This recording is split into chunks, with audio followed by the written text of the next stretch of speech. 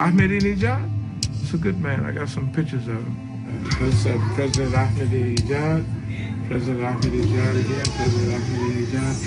Ahmadinejad is a very good man. You guys and loved by most of the people around the world.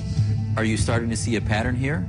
America needs to understand that the jihadist machine is already within the society. The leaders of radical Islam, or many of them, realized that they cannot win the United States at the military level. So they plot another thing or another plot to infiltrate America from within.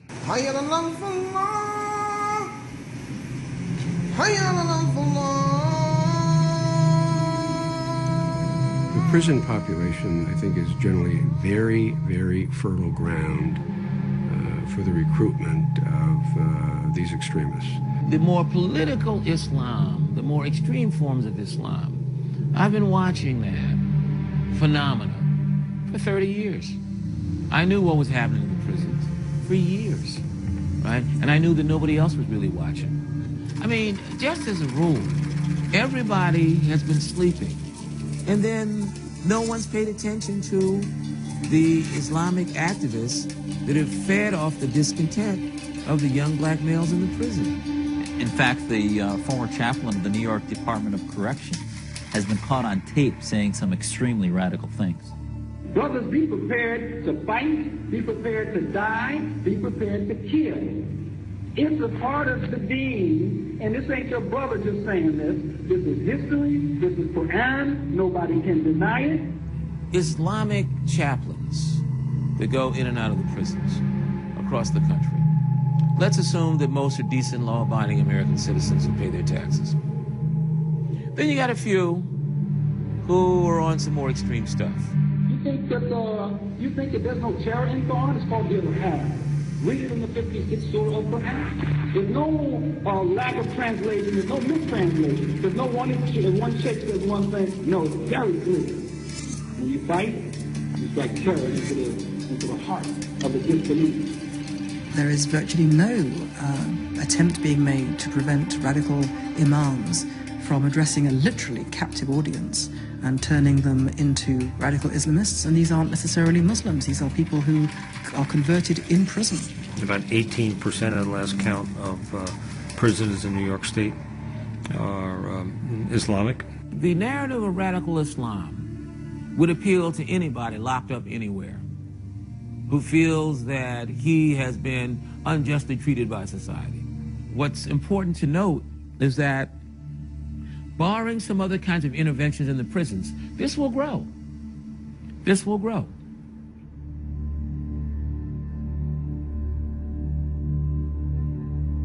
We're seeing thousands of inmates convert to Islam while they're in prison every year. And many of them, when they leave, go to religious communities like Islamburg. Not many people know this. For example, in upstate New York, there's a small community that, on the face of it, appears to be a faithful group of devotional Muslims. But when you look into it, you'll find a lot of very concerning activities going on there. I was up there, and on the far east perimeter, you can see buses, like school buses and vehicles that are riddled with bullet marks. Islamburg is one of 30 compounds in America of an organization called Jamaat al-Fukra.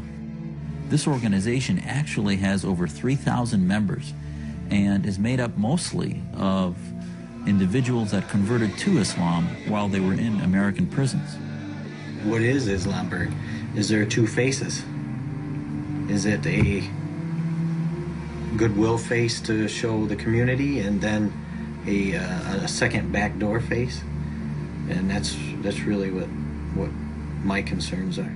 You hear gunfire when you go past there. At night you do hear people screaming and yelling, and there has been people that have left the compound that have told us information about some of the stuff that they've done.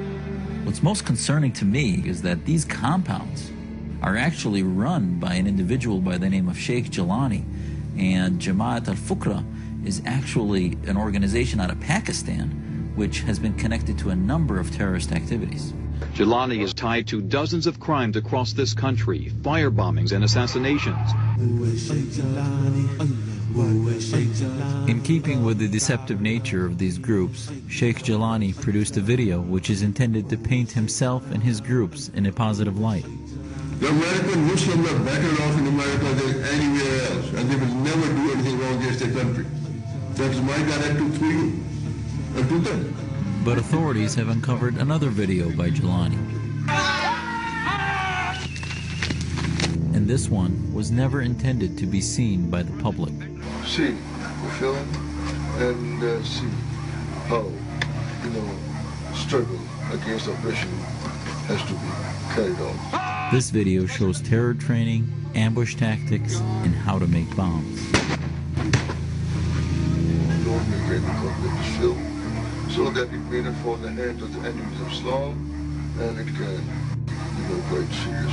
And one has to wonder, is this what Jilani's followers are learning here in the compounds in America? We are not given any authorization of anything that you have filmed today. We're not given any authorization for that to be publicized whatsoever. Well, legally, we are not. That is the law. You have to ask permission. Well, I'm not on your property. I'm on the public road here. I know the FBI and Homeland Security are monitoring groups like Al-Fuqra very closely, but it's amazing to me that this story just hasn't gotten out and the media hasn't even begun to uncover what's being taught in these compounds and where Muslims like this get their ideas. And the only way we're going to win this war is to begin to uncover groups like Al-Fuqra.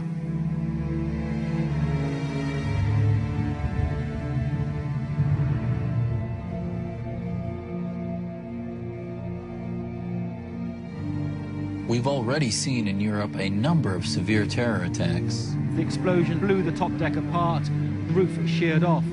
And many other attacks have been thwarted by their authorities. You're looking at an attempted suicide bomb attack, not in Iraq, but Glasgow Airport. What we're seeing in Europe are both the cultural and violent jihad strategies at play, which is why many believe Europe is on the verge of a breakdown.